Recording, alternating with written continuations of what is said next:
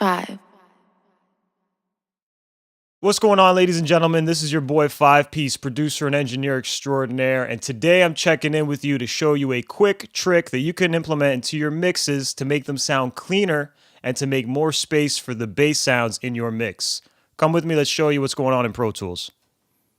So this tip revolves around using filters, specifically a low-cut filter, to reduce the low-end information in sounds that are not important to the low end, aka the bass, of the mix.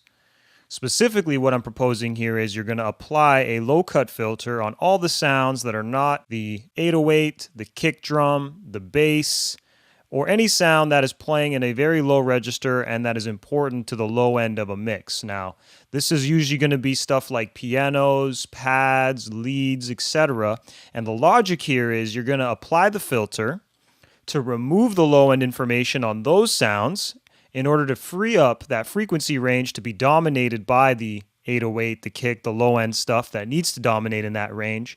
And at the same time, by removing the low end on those sounds that don't need bass, such as the piano, pad, etc., what we're going to do is ultimately create more headroom in the mix. And by creating more headroom, we're going to enable us to turn up the mix later on during the mastering stage. So now that I've explained the general idea, let's actually take a look at how I applied it in this mix.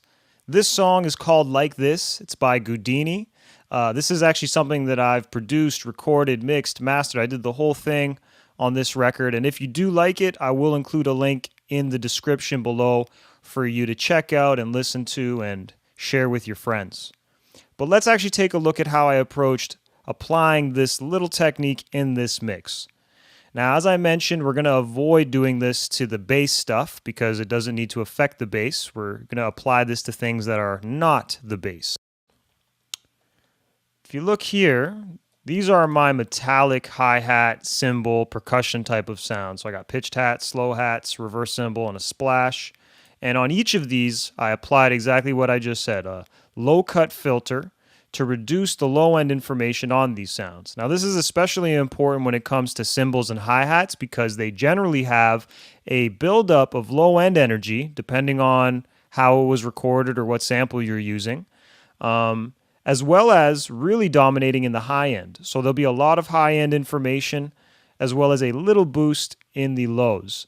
So by applying a low-cut filter, you're going to remove the low-end energy on these sounds because it isn't important to these sounds. These sounds are meant to be dominant in the higher frequency range, as I mentioned.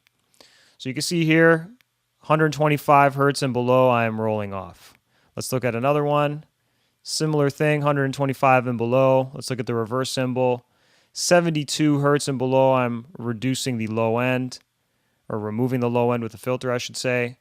And then on the splash, I'm actually removing all the way up to 600 hertz, a little higher than 600 hertz, but 600 hertz nonetheless. So getting rid of all that low end and trying to keep the energy of these sounds focused on the high end. Let's look at the instrument sounds now. I got a few instrument sounds here, such as this lead. Same idea, everything under 100 hertz, I'm filtering out. Let's go to my pad, same thing, 100 hertz and below. And now this is a special case. This is my piano. Now, when I play this, you'll get a better understanding of why I didn't filter this out. But this piano is playing low octave chords. So they're playing basically bass notes on the piano. And if I were to actually engage a filter and remove all that content, that frequency content, the piano is going to start sounding thin and brittle. So an important thing to do when you're filtering is to make sure that whatever you're rolling off is not affecting the sound in a negative way. And specifically, it's not making that sound thin and brittle, like I said. So because of what I'm playing production-wise here, I'm not even going to apply a filter here. However, if you find yourself applying filters like I have in this mix, what I encourage you to do is when you first engage it, sweep it all the way across until you start to hear your sound change. Once you hear the sound change, usually for the negative, you're going to bring it back and compensate a little bit so you don't roll off as much. Try to find the point at which the sound really barely changes. That's going to be the most transparent and ultimately sound the best. So I'm going to not even apply it here because if it ain't broke, don't fix it. However, all the other instruments and the cymbals in this mix, as I mentioned, are all being rolled off on the low end. So why don't we just A-B this quickly? I'll remove all the EQs that I have on each of these sounds, and we'll just do a quick A, B, and see if what I did is for the better. So let's do it one time without.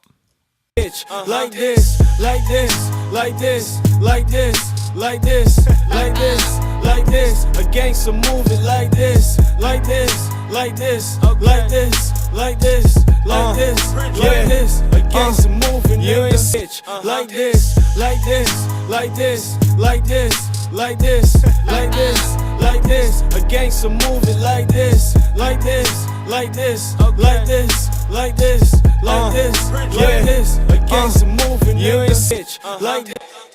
So if you're hearing this like I'm hearing this, you may not fully notice exactly what changes. However, I can definitely identify that the bass in the track just feels like it comes forward a little bit. Now there is some other stuff happening in the EQ. We're boosting some high end on these sounds, etc. So I'm just helping them become a bit more present in specific frequency ranges.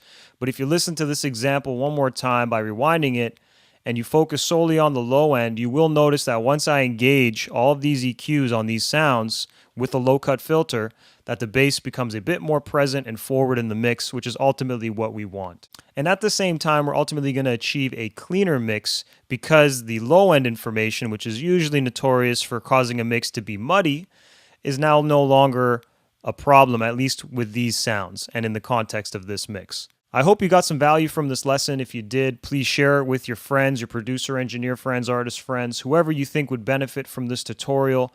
And please like, subscribe, and comment below if you have any questions or anything like that. I'd love to help. Thank you guys for watching. Stay tuned for more tutorials in the very near future.